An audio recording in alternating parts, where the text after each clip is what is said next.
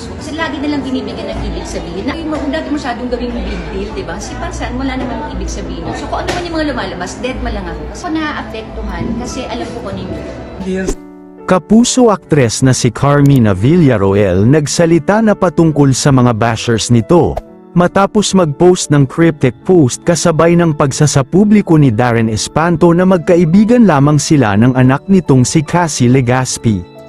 Nito lamang April 8, 2024 nang kauna-unahang ipalabas sa GMA7 ang noontime show na It's Showtime kung saan special guest nila ang mga iilang kapuso artist kabilang narito ang abot kamay na pangarap star na si Jillian Ward na naging kapareha ni Darren Espanto sa isang segment ng kanilang game show na mabilis naman na nag-viral sa social media dahil umano malakas daw ang chemistry nila at bagay daw ang dalawa sa isa't isa. Kaya naman dito na naisip ang tanungin ni unkabogable star Vice Ganda kung may boyfriend na ba si Jillian Ward na kaagad namang sinagot ng aktres at sinabing wala itong nobyo.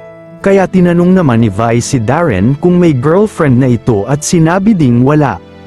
Alam naman natin kung gaano ka-close sa isa't isa sina Cassie at Darren Espanto, matatandaan noon na magkasamang pumunta ng ibang bansa ang dalawa para mag-bonding. Nakikitaan rin sila ng mga sweet photos together kaya naman hindi maiwasang isipin ng mga netizens na may something ang dalawa. Laking gulat na lamang ng mga netizens ngayon nang sabihin ni Darren Espanto na wala itong nobya.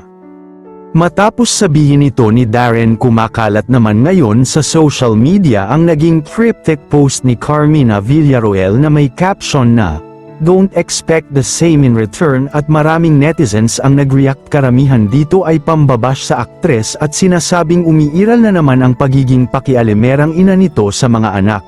Samantala nagbigay pahayag patungkol dito ang aktres at sinabing deadma lamang ito sa mga nambabash sa kanya dahil alam daw sa sarili nito kung ano ang totoo. Ang turing nito sa mga anak niya may mental disorder at walang sariling pag-iisip, kaya dapat 24/7 siyang umeepal sa mga anak niya. So sad. Itong si Carmina hilig talagang makisawsaw sa relasyon ng kambal niya.